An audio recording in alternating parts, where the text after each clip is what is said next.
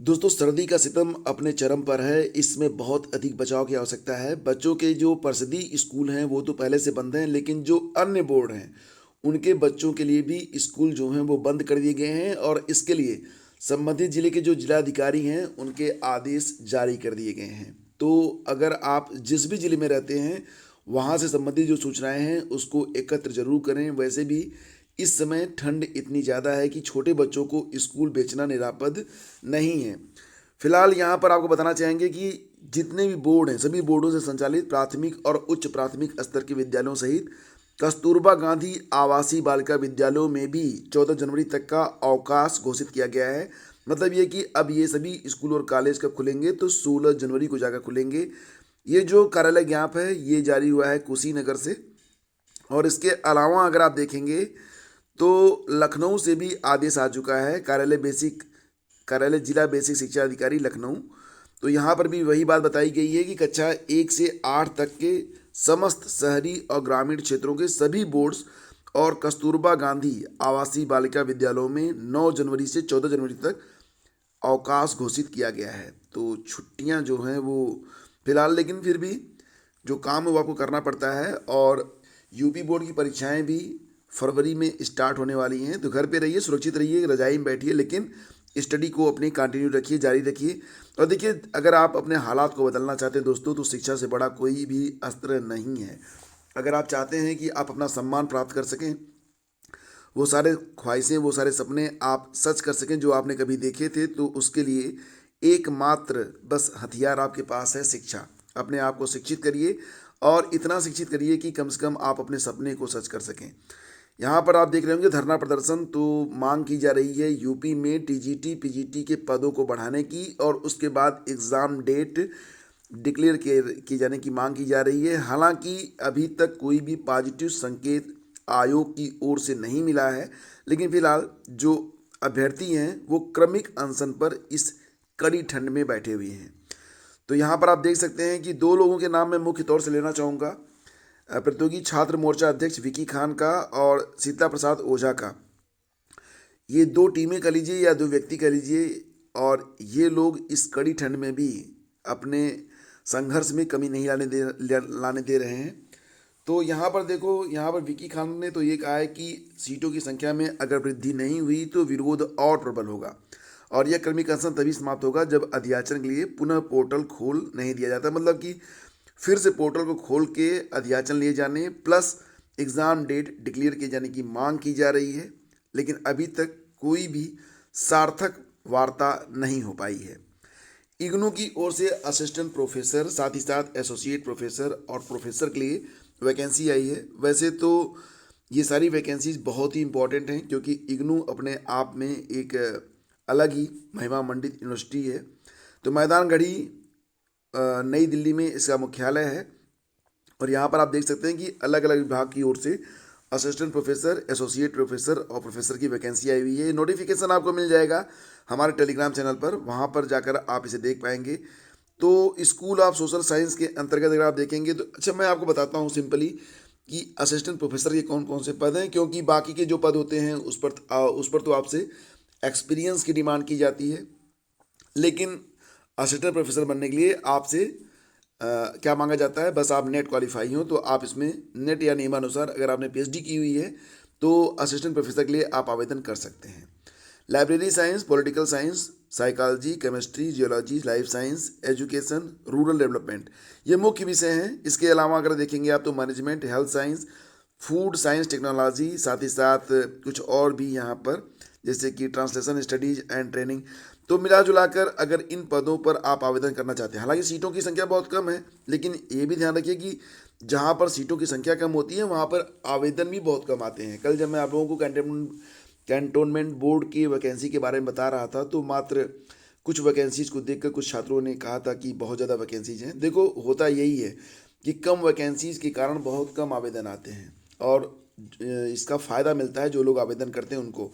मेरी जानकारी में भी कुछ लोग ऐसे हैं कि 8-10 सीटें आई थी और उस पर आवेदन किए गए और लगभग जो लोग परीक्षा में शामिल हुए हैं सभी का चयन हो गया। क्यों? क्योंकि बाकी लोगों ने परीक्षा दी ही नहीं। तो कभी कभी इसका फ़ायदा भी मिलता है, जो कि लोगों का जब विश्वास कमज़ोर होता है तो उसका फ़ायदा भी उठा लेना चाहिए।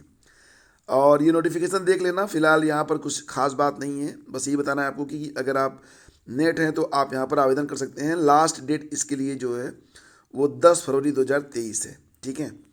और देखो फ्रेंड्स, इसके बाद अच्छा, प्राचीन इतिहास। अब यहाँ पर कई छात्र ये पूछ रहे हैं कि क्या ये क्लास LT ग्रेड के लिए भी आवश्यक है। देखो फ्रेंड्स, अगर आप सोशल साइंस से तैयारी कर रहे हैं TGT या फिर PGT की, और इतिहास उसमें आपका एक विषय है, तो निश्चित रूप से ये जो क्लास चल रही है प्राचीन इतिहास की, इसके बाद हम आएंगे मध्यकालीन इतिहास पर, फिर आधुनिक इतिहास पर। तो टॉपिक वाइज हम आपको सब कुछ पढ़ाने वाले हैं। इतिहास पूरा आपका कंप्लीट करवा देंगे। तो यहाँ पर अगर आप खंड शिक्षा अधिकारी, PCS, KVS, RO, ARO या फिर यूपी में जो TGT PGT की परीक्षा चल रही है, या फिर मतलब जो होने वाली है, साथ ही साथ अगर आप LT ग्रेड के लिए तैयारी कर रहे हैं, तो अगर आप इतिहास विषय की तैयारी कर रहे हैं या फिर सोशल साइंस की तैयारी कर रहे हैं या फिर आप किसी प्रतियोगी परीक्षा की तैयारी कर रहे हैं, तो सभी के लिए ये क्लास इंपॉर्टेंट है। इससे आपको प्री में भी फ़ायदा मिलेगा और मेंस में भी आपको फ़ायदा मिलेगा। और सबसे बड़ी बात, जो जिस्ट मैं आपको दे रहा हूँ, ये जिस्ट आपको अन्यंत्र और कहीं नहीं मिलेगा। यह स्पेक्ट्रम का जिस्ट है और साथ ही साथ इसमें NCERT की भी कई सारे फैक्ट हैं। एक बार क्लास आप लोग अटेंड कीजिए, उसके बाद आपको फ़र्क खुद ही समझ में आ जाएगा। फिलहाल पहली क्लास लाइव है, लिंक वीडियो के डिस्क्रिप्शन में है, जाकर एक बार जरूर चेक करें।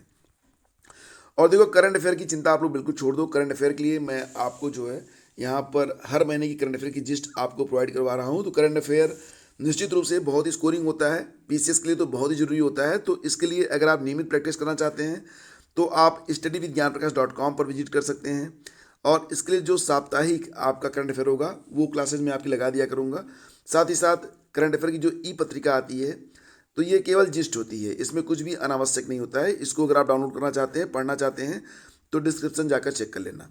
आगे बढ़ते हैं। अब यहाँ पर देखो, उत्तर प्रदेश माध्यमिक शिक्षा परिषद ने फाइनल किए 8,752 केंद्रों पर होगी यूपी बोर्ड की परीक्षा। देखो यहाँ पर क्या है कि होली से पहले यूपी बोर्ड की परीक्षाएं खत्म करने की तैयारी चल रही है। हालांकि अभी टाइम टेबल जारी नहीं हुआ है, लेकिन शीघ्र ही टाइम टेबल भी जारी हो सकता है और फरवरी में यूपी बोर्ड की हाई स्कूल और इंटरमीडिएट की परीक्षाएं करवाई जाने की तैयारी चल रही है। तो एकेडमिक कैलेंडर से पहले ही परीक्षाएं ली जा रही हैं। क्यों? क्योंकि अभी तो देखो क्या हो रहा था कि निकाय चुनाव होने थे, लेकिन निकाय चुनाव अब 3 महीने तक के लिए स्थगित कर दिए गए हैं। तो इससे पहले कि निकाय चुनाव दोबारा से अपनी गर्मी दिखाए, उसके पहले ही यूपी बोर्ड की गर्मी को ख़त्म करने का प्रयास किया जा रहा है। तो यूपी बोर्ड की जो परीक्षाएं हैं वो फरवरी मार्च में, वो भी 9 मार्च से पहले, क्योंकि 9 मार्च को होली है और 9 मार्च को मेरा बर्थडे भी है तो मतलब ये कि 9 मार्च से पहले पहले ये जो प्रॉब्लम है उसको ख़त्म करने की बात यहाँ पर की जा रही है, ठीक है। और वर्ष के अंत तक हो पाएगी सिपाही भर्ती की परीक्षा। तो यहाँ पर उत्तर प्रदेश पुलिस भर्ती और प्रोन्नति बोर्ड की ओर से इस साल लगभग 40,000 पदों पर भर्ती प्रक्रिया शुरू होने वाली है और यह सबसे बड़ी भर्ती होने वाली है। इसमें आरक्षियों की भर्ती की जाएगी, यानी कि कांस्टेबल की। तो आरक्षी पुलिस के 26,210 और आरक्षी PSC के 8,540 पदों पर भर्ती होनी है। लेकिन ये परीक्षा अभी इसमें डिले होगी। क्यों? क्योंकि देखो, हमारे पास जो ट्रेनिंग सेंटर हैं वो बहुत कम है, तो थोड़ा सा इंतजार युवाओं को करना पड़ेगा। सिपाही भर्ती की प्रक्रिया आरंभ हो गई है, लेकिन ऑनलाइन लिखित परीक्षा इस वर्ष के अंत तक होने की उम्मीद है। तो मिला जुलाकर अभी जो ये परीक्षा होगी इसमें काफ़ी वक्त है, मतलब काफ़ी समय लग सकता है। अभी तो 4-5 महीने नहीं बल्कि 6-7 महीने का समय लगेगा, लेकिन प्रक्रिया को शीघ्र ही स्टार्ट किया जा रहा है। और देखो, यहाँ पर आपको अपनी योग्यता साबित करनी है, इसलिए ऐसा नहीं कि अगर आपको वक्त मिल रहा है तो वो मौज करने का वक्त है। वो मौज करने का वक्त तो बिल्कुल बीत चुका है। CHSL परीक्षा के लिए 32 लाख आवेदन। तो जैसा कि आप लोग जानते हैं कि मार्च महीने में CHSL की परीक्षा होने जा रही है।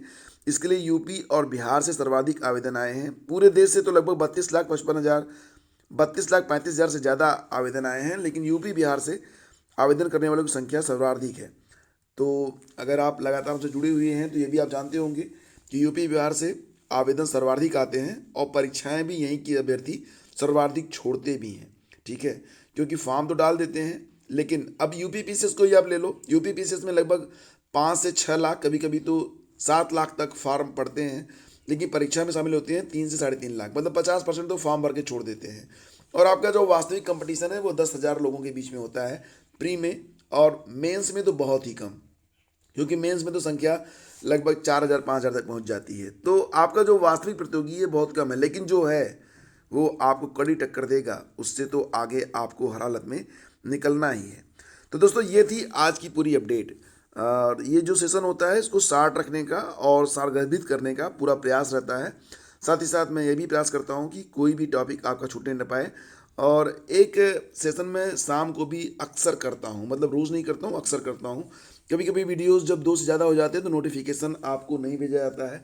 इसके लिए आप लोग टेलीग्राम चैनल को ज्वाइन कर लीजिए, वहाँ पर मैं वीडियो शेयर कर देता हूँ, तो वहाँ से नोटिफिकेशन आपको मिल जाया करेगा। या फिर कभी कभार यूँ ही रात के 8 बजे के आसपास एक आध बार चैनल चेक कर लिया करो, तो आपको कुछ नई जानकारियाँ अगर रहेंगी तो मिल जाया करेंगी। तो दोस्तों ये थी आज की पूरी अपडेट। और करंट अफेयर के लिए मैं आप लोगों से एक सलाह चाहता हूँ। जो करंट अफेयर की क्लास मैं रोज़ ले नहीं पाता हूँ क्योंकि व्यस्तता बहुत ज़्यादा होती है। अगर आप लोग कहें तो करंट अफेयर को वन लाइनर के रूप में studyvidgyanprakash.com पर पोस्ट करके उसका लिंक मैं टेलीग्राम पर शेयर कर सकता हूँ। वहाँ पर आप 1 क्लिक में पहुँच जाएंगे और आप पढ़ सकते हैं। तो अगर आपको ये राय समझ में आई हो, मतलब अच्छी लग रही हो तो बताना, न अच्छी लग रही हो तो भी बताना। वैसे भी करंट अफेयर के लिए कुछ क्विज मैं टेलीग्राम चैनल पर भी करवाता हूँ, उसको भी आप लोग अटेम्प्ट कर लिया करो। Thank you so much, have a great day, जय हिंद। और हाँ, प्लीज़ अपनी स्टडी को कंटिन्यू रखिएगा, ठीक है। चलो आगे बढ़ते हैं।